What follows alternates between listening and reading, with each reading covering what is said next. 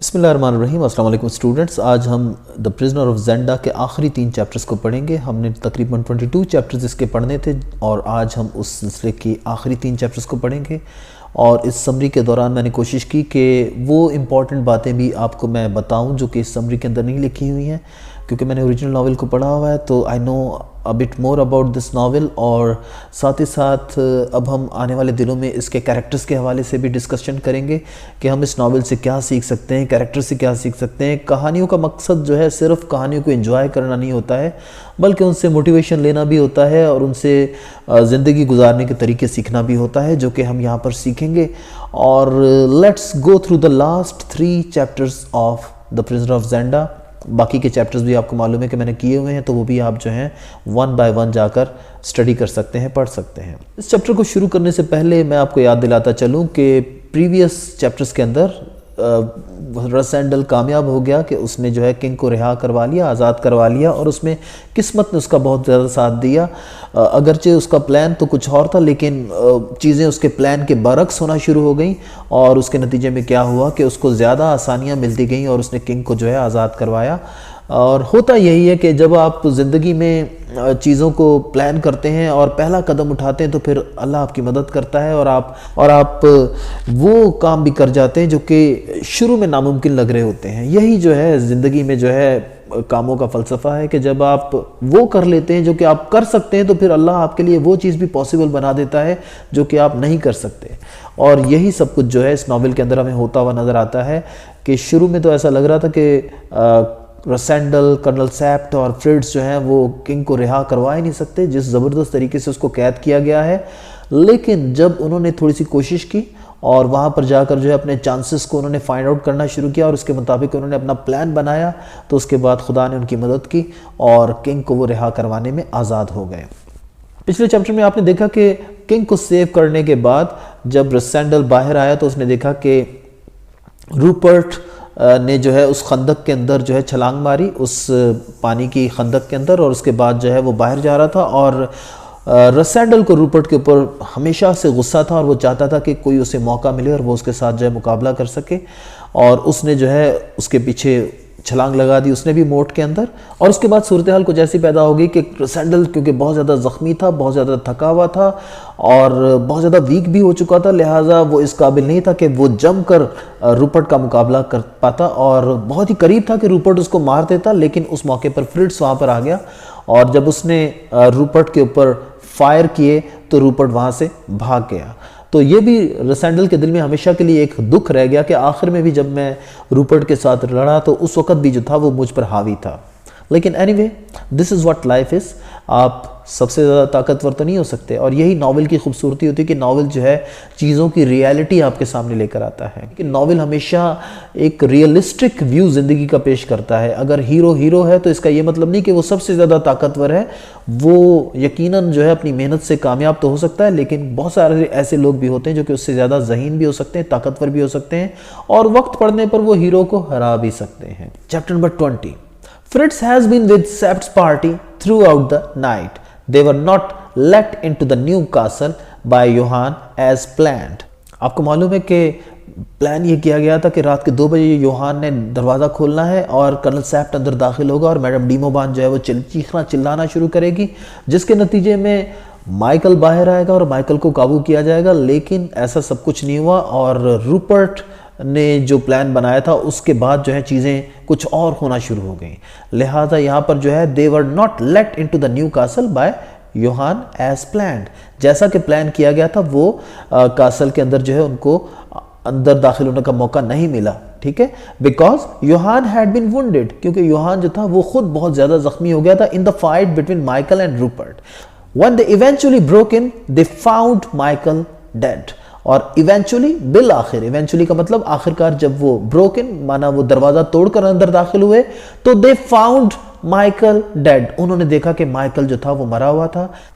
Sept and Fritz then make their way to the old castle found the bodies of Barsonin, Digote and the doctor and the king unconscious but likely to live. Likely to live का मतलब होता है कि जिसके जिंदा रहने का इम्कान था, यानी कि किंग को उन्होंने जो है वहां पर अनकॉन्शियस पाया जब वो अंदर दाखिल हुए. Sept sent Fritz in search of Rassendal. Sept ने उस मौके पर फ्रिट्ज को फौरन कहा कि तुम रसेंडल को ढूंढने जाओ कि वो कहां पर है. And put out a story which will explain the events of the night without disclosing the fact that Rassendal has been posing as the king since the day of the coronation. और उसके बाद उसने कहा कि तुमने मजीद जो है एक स्टोरी, एक झूठी कहानी जो है वो आवाम के अंदर फैलानी है इस बात को छुपाने के लिए कि असली बादशाह नहीं बल्कि असली बादशाह की जगह नकली बादशाह जिसका नाम रसेंडल था वो तख्त पर था और वो जो था आवाम के सामने ये पोस्ट कर रहा था कि मैं असली बादशाह हूं. लिहाजा सेप्ट ने कहा कि तुमने क्या कहानी शो करनी है. The story put out is that Michael was confining eight ज़ेंडा N unnamed friend of the king. कि क्या स्टोरी आवाम को बताएगी कि माइकल जो है उसने ज़ेंडा में एक बादशाह का दोस्त जो था उसको कैद किया हुआ था, कन्फाइन किया हुआ था, कैद में रखा हुआ था. That Michael was killed and the king Gravely wounded. और जब किंग अपने उस दोस्त को वहां से छुड़ाने गया तो मुकाबले के नतीजे में माइकल मारा गया और किंग जो है वो बहुत बुरी तरह जख्मी हो गया. ग्रेवली का मतलब है बहुत ही संगीन, बहुत ही खतरनाक तरीके से वो जख्मी हो गया. When the king went to rescue his friend from his illegal detention. जब बादशाह अपने दोस्त को वहां पर बचाने गया from the illegal detention. Detention का मतलब कैद, नजरबंदी, और इलीगल मींस नाजायज. जाहिर सी बात है कि ये कैद जो कि उसके दोस्त को रखा गया है वहां पर तो वो एक इलीगल डिटेंशन थी. However, Princess Flavia insists on seeing the wounded king. लेकिन इस मौके पर प्रिंसेस फ्लेविया भी वहां पर पहुंच गई और जब उसे पता चला कि किंग बहुत ज्यादा जख्मी हो गया है, ग्रेवली वुंडेड है, शी इंसिस्ट्स, तो उसने जो है इंसिस्ट किया कि मैं बादशाह को देखे बगैर नहीं जाऊंगी.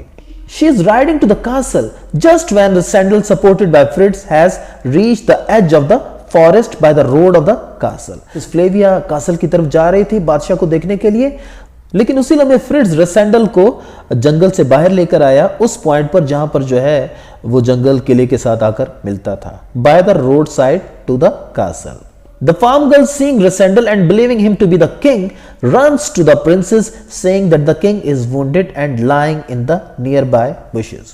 और वहां पर वो फार्म गर्ल जो थी उसने, वही फार्म गर्ल आपको याद है जिससे रूपर्ट ने घोड़ा छीना था और उसको उसने कुछ रकम भी दी थी, तो वही फार्म गर्ल जो है वहां पर मौजूद थी और उसने इत्तेफाक से रसेंडल को वहां पर देख लिया और रसेंडल को वो असली किंग समझ रही थी. लिहाजा उसने प्रिंसेस फ्लेविया को जो है आवाज दी और उसने कहा कि किंग तो यहां पर मौजूद है और वो तो बहुत ज्यादा जख्मी है. Princess Flavia with सेप्ट walks up to the wounded रसेंडल. और प्रिंसेस फ्लेविया जो है वुंडेड रसेंडल के पास आई क्योंकि वो भी अभी तक उसको किंग ही समझ रही थी जब से स्टोरी शुरू हुई है, और लिहाजा वो जब आगे बढ़ती है उसको थामने के लिए, उसको सहारा देने के लिए, तो उसी लम्हे ही एंड सेप्ट यानी कि फ्रिट्ज और सेप्ट वो प्रिंसेस फ्लेविया को बताते हैं that रसेंडल is not the real king. वो से यानी कि वाजे करते हैं कि ये रियल किंग नहीं है, लिहाजा आगे बढ़ने की जरूरत नहीं है. और यकीनन ये एक बहुत ही बड़ी खबर है प्रिंसेस फ्लेविया के लिए कि वो आदमी जिसको वो हमेशा से किंग समझ रही थी वो किंग नहीं था बल्कि कोई और आदमी था जिससे कि वो मोहब्बत करती थी उसको किंग समझ के. और ये बात प्रिंसेस फ्लेविया के लिए बहुत ही ज्यादा दुख देने वाली थी, बहुत ही ज्यादा उसके लिए जबरदस्त सदमा पहुंचाने वाली बात थी. लिहाजा प्रिंसेस फ्लेविया के जज्बात को बहुत ज्यादा ठेस पहुंचती है इस मौके पर, लेकिन ये सच इस मौके पर जाहिर होना ही होना था, लिहाजा ये होकर रहा. Chapter number 21 and 22. Rassendal now has to be kept concealed until he secretly leaves Ruritania. Rassendal को जो है इस मौके पर अब छुपाया जाता है.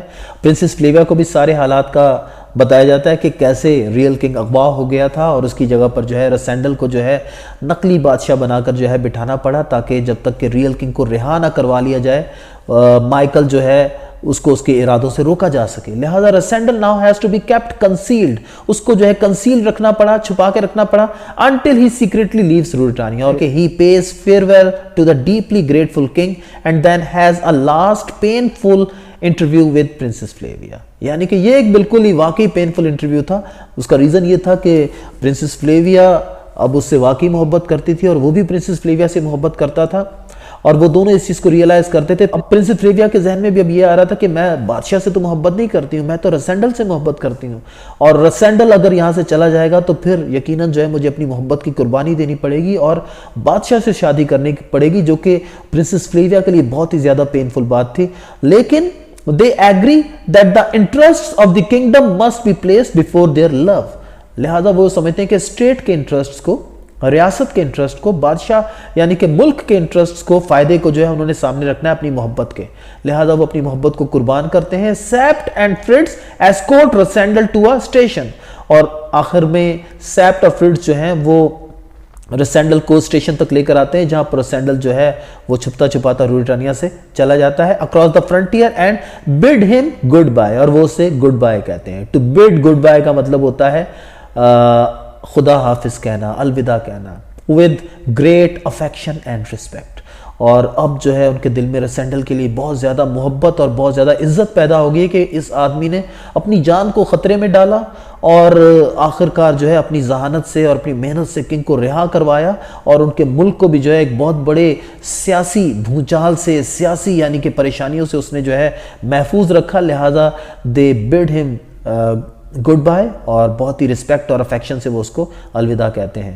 رسینڈل ریسٹس فار اے ٹائم ان دا ٹائرول. رسینڈل جو ہے وہ سیدھا جو ہے وہ انگلینڈ نہیں جاتا ہے, بلکہ دنیا کو یہ ظاہر کرنے کے لیے کہ وہ روریٹانیا نہیں گیا تھا, بلکہ وہ واقعی ٹائرول گیا تھا, جیسا کہ وہ اپنی فیملی کو بتا کر گیا تھا.